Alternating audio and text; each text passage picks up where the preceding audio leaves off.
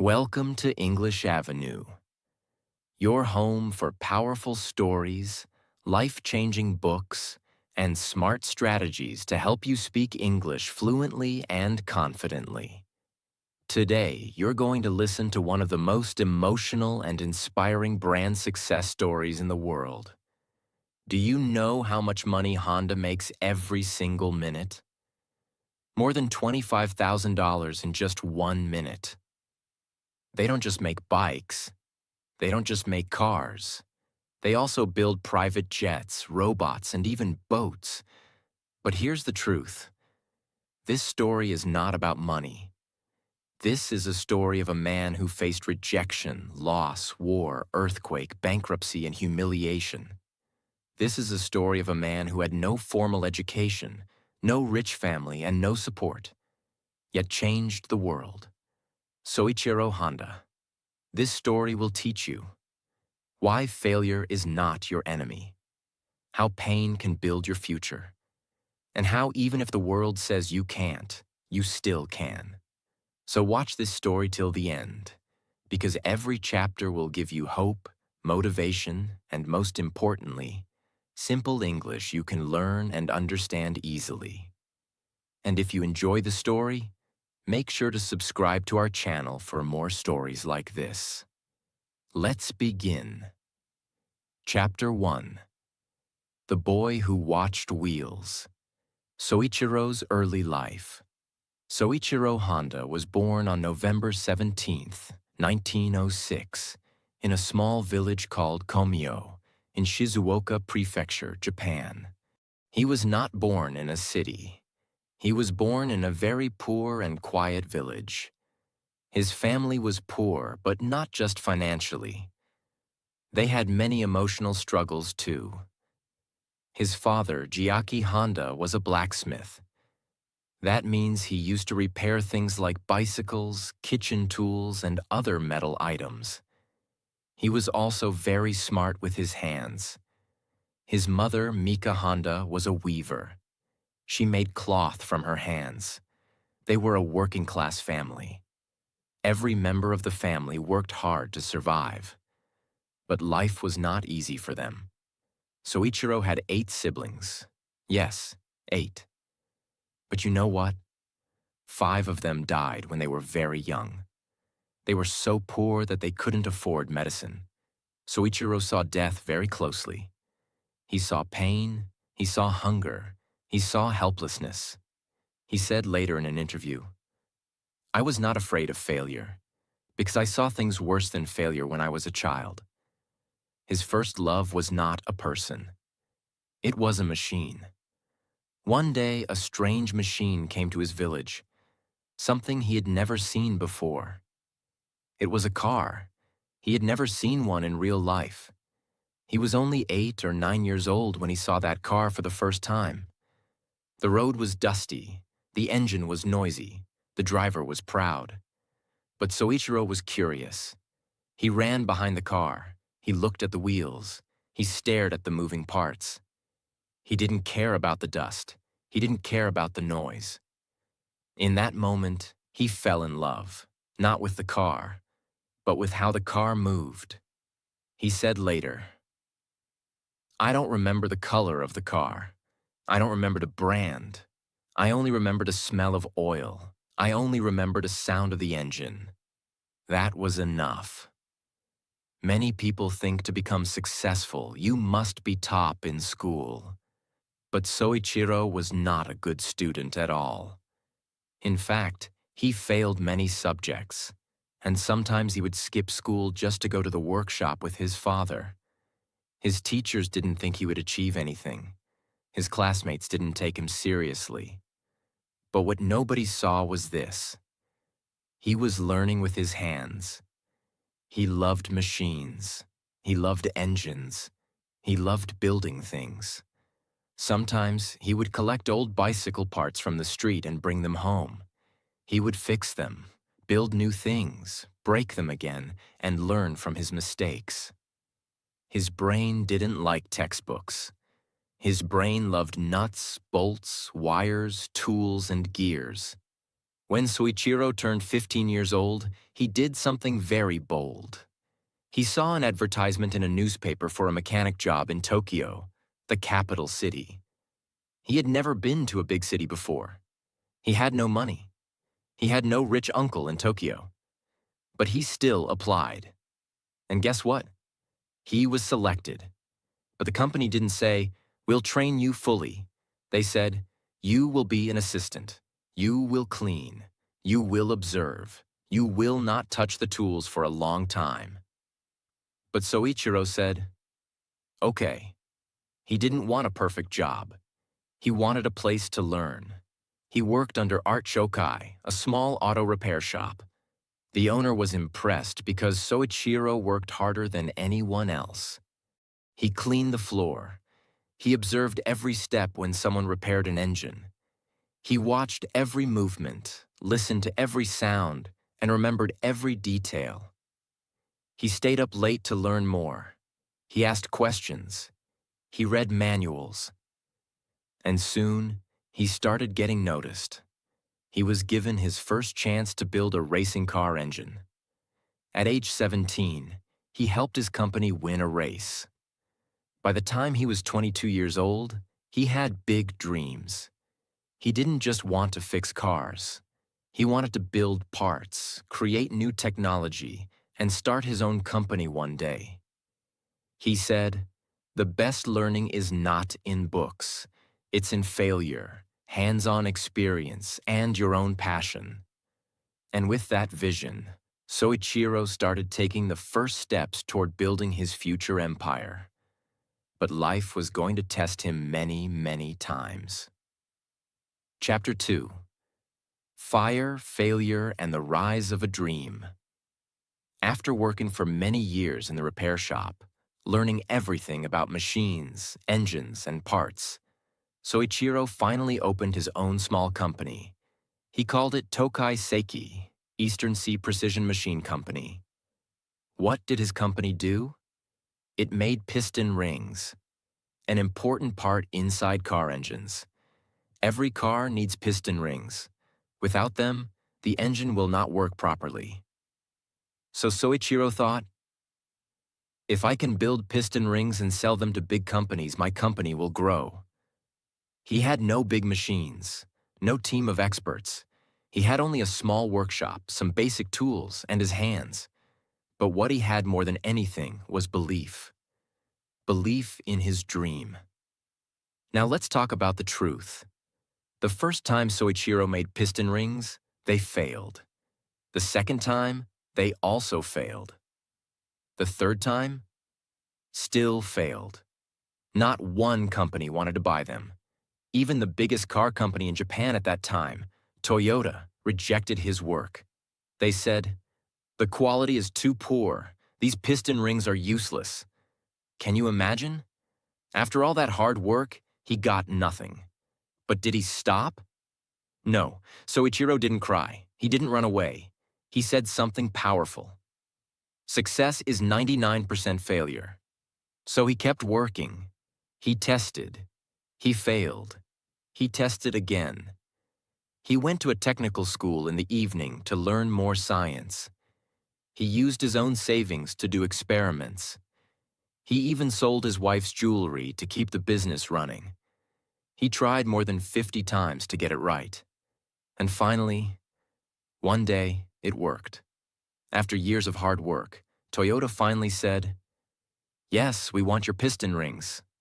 This was like a dream come true. Soichiro was very happy. He smiled and thought, "Now my life will change. Now my business will grow."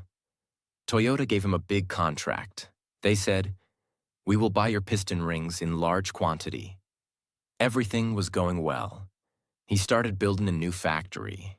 He hired people. He bought more tools. It looked like his dreams were becoming real. But life had other plans. In 1935, just when a factory was getting ready, a huge earthquake hit the area. Boom. The building collapsed. Machines broke. Walls cracked. Everything he had built with so much love, destroyed. People said, "Soichiro, this is a sign. "Stop this business, go get a job." But Soichiro said, "No, if I stop now, then everything I learned will be wasted." So he started again. He collected scrap metal. He rebuilt his factory piece by piece. He worked day and night, fixing everything with his team. And just when things were getting better, in the early 1940s, World War II started. And this time, something even worse happened. Bombs were dropped over Japan. One of those bombs fell on Soichiro's factory. Boom. Everything burned. His workshop, his tools, the building. It all turned into ashes. The dream he had built twice, gone again. Soichiro stood in front of the burnt building. Smoke in the air, tears in his eyes.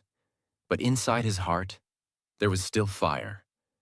People again told him, "You lost everything. You can't start again." But he replied, "Success is not about how high you go. It's about how many times you stand up after falling." After the war ended, Japan was in a very bad condition. There was no money, no fuel, and no jobs.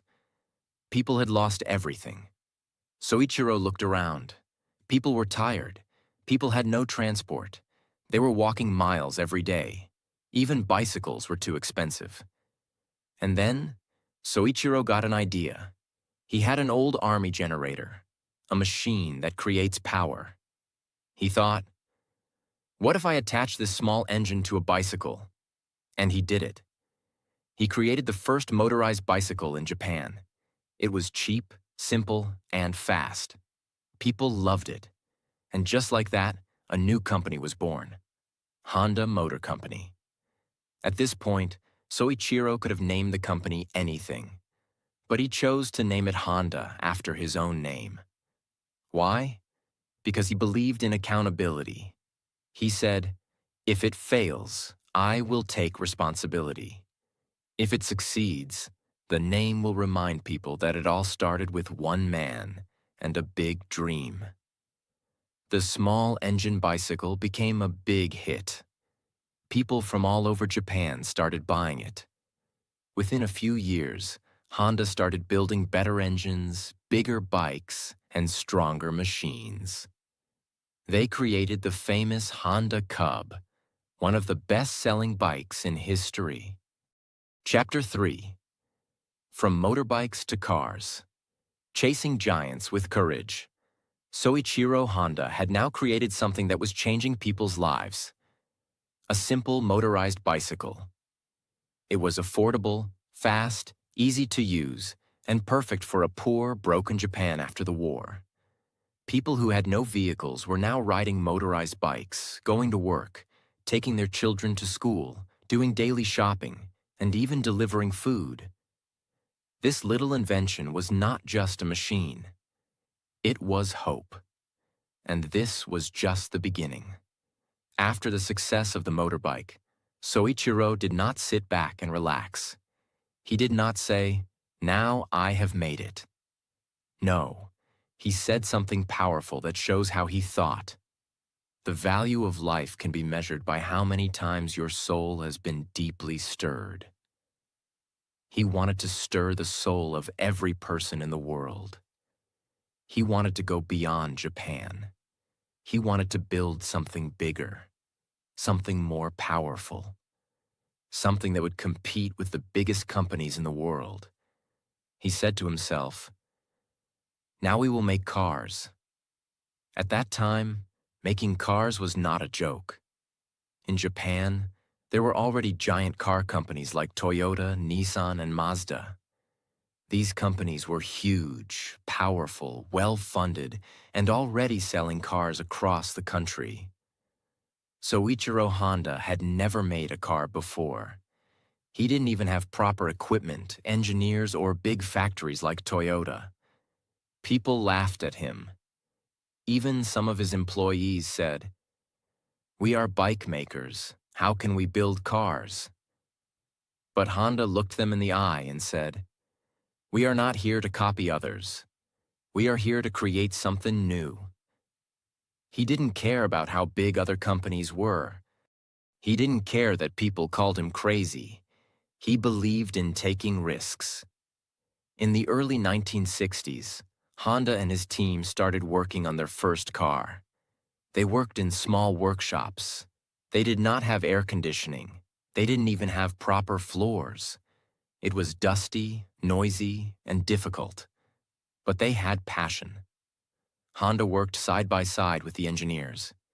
He didn't sit in a glass office. He wore a cap, rolled up his sleeves, and got his hands dirty. Every screw, every wire, every bolt. He wanted to know how it worked. He didn't want to copy cars made by other companies. He wanted to build something new, something smaller, more efficient, and cheaper, because he wanted normal people, not just rich people, to own a car. In 1963, they released their first car, the Honda T360, a small pickup truck with a tiny engine. And it wasn't a luxury car or a fast sports car. This was not just a truck. It was Honda's announcement to the world. We are here, and we're different. It had a 356 cubic centimeter engine. That's smaller than most motorcycle engines today. The engine produced 30 horsepower and could reach a top speed of around 100 kilometers per hour, 62 miles per hour. It was extremely lightweight, which made it fuel efficient and affordable. Price: around 400,000 yen in Japan at that time. Roughly 1,100 US dollars back then. It was designed mainly for small business owners, farmers, and delivery work. People who needed something practical and cheap. But here's the twist. The engine was red. Yes, red. Honda put the engine from a motorcycle into a truck and painted it red to stand out. No one had done this before. It was strange, new, and exciting. And guess what? People loved it. It wasn't luxurious, but it was reliable, cute, and fun to drive. It was something fresh in the market full of big, boring cars. More than 100,000 units were sold. That's how strong the impact was. Just a few months after the T360, Honda dropped another surprise. A car that looked like it came from the future. This was the Honda S500, their first passenger car, and it was completely different from what anyone expected. It had a 531 cubic centimeter engine, producing 44 horsepower, which was very powerful for such a small car. It could reach a top speed of 130 kilometers per hour, 81 miles per hour, faster than many bigger cars. It had chain-driven rear wheels, just like a motorcycle. Again, Honda doing things their way. Price: around 459,000 yen. Roughly 1,270 US dollars back then. It had a sleek, sporty design. A soft convertible top, round headlights, and a curvy body. It looked like a toy, but it drove like a dream. At a time when Japanese cars were seen as basic and boring, the S500 showed the world that Honda was not afraid to be bold. This little sports car wasn't just for speed, it was for fun, freedom, and dreamers. The result? People were amazed. Honda wasn't copying anyone. They were creating their own path. A small pickup truck with the motorcycle heart. A sports car that felt alive. People started asking, who is this Honda company, and what will they do next? These two cars, the T360 and S500, didn't just move on wheels, they moved people. They introduced the world to Honda's spirit, small engines, big dreams, and the courage to be different. Now here comes the most important part of the story. Honda didn't want to stop in Japan. He looked across the ocean at the United States of America, the land of Ford, Chevrolet, and Chrysler. the land where car companies were kings. Many Japanese companies were afraid to go to America. The market was difficult. People in the US liked big cars, powerful engines, and strong designs. Japanese cars were seen as small, weak, and strange. But Honda was different. He said, "If we can make the best product, we can enter any market." In 1972, Honda released the Honda Civic. It was small, it was cheap, it was fuel efficient, and most importantly, it was reliable. At first glance, it didn't look like a big deal. It was small, it was simple, it wasn't flashy or loud. But behind that little car was a big idea. Fuel efficient. It used very little petrol. People could drive longer and save money. Reliable. It didn't break down often. It just kept going and going. Affordable. Almost anyone could buy it. It was much cheaper than most cars. Easy to drive. Simple design. Smooth to handle. Great for families, students, and workers. At that time, America was going through a fuel crisis. Petrol, gasoline prices were rising. People needed smaller cars that used less fuel. Honda Civic arrived at the perfect time. It was like a gift for American families. Within a short time, Honda Civic became a massive success in the US. People in the US were shocked. They said, "This little car from Japan is better than many of our big cars." Soichiro Honda had done something incredible. He had entered the biggest and most competitive car market in the world and won people's hearts. The name Honda was no longer just a Japanese brand. It became a global symbol of quality, innovation, and trust. After the Civic came another masterpiece, the Honda Accord.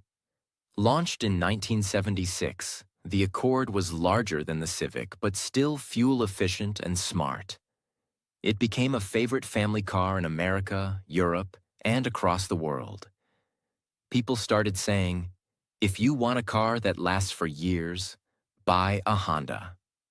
The Accord became one of the best-selling cars in American history.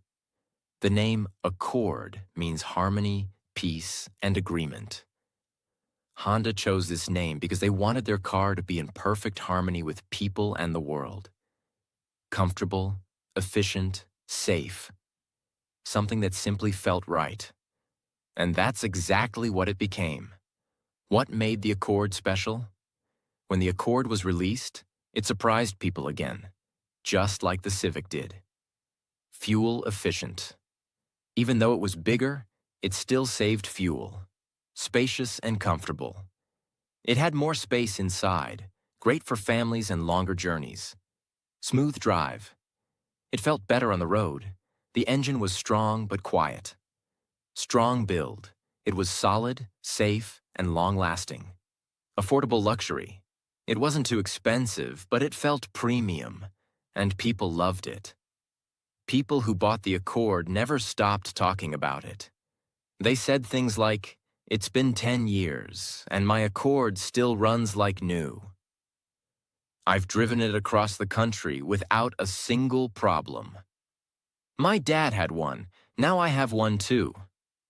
It became a trusted name. A car that represented quality, trust, and smart choices.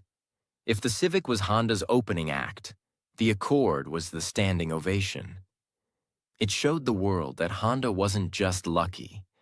They were smart, consistent, and deeply connected to what people truly needed. Let me tell you something amazing. Soichiro Honda didn't act like a typical boss. He didn't wear expensive suits. He didn't sit in a luxury chair giving orders. He worked with his employees, not above them. He once said, "A company is not a machine. It is a collection of people. If you take care of your people, they will take care of your customers." He treated every employee with respect, whether it was an engineer or a cleaner. He believed in learning from mistakes and he never punished people for trying something new. At Honda, everyone was encouraged to think, to innovate, to speak up. This culture made Honda different from every other company. People don't just buy machines, they buy what the machine means to them. A father buys a bike to take his son to school. A young woman buys her first car with her own salary and cries sitting in the driver's seat. A man loses his job but keeps his old Honda running while searching for the next opportunity. These stories are not about engines and tires. These are about dreams. Honda became a brand of stories, of journeys, of life. And that's how Honda kept winning hearts. Not with loud marketing, but with quiet trust. But the path wasn't always smooth. Honda faced hard times too. There were moments of failure, models that didn't sell, factories that had to be closed, but Honda never stopped. Why? Because failure was never feared, it was respected. Let's look at one example, the launch of the first luxury car, the Acura brand in America. Honda had already become a trusted name for economy cars, but now it wanted to step into luxury. It was a bold move. Competing with brands like BMW, Mercedes, Lexus, that was no small thing. People said, Honda can't do luxury. It's for middle-class people. But Honda answered with action. The Acura Legend was launched. Smooth, quiet, powerful, beautifully designed. And it worked. Acura became America's first successful Japanese luxury brand.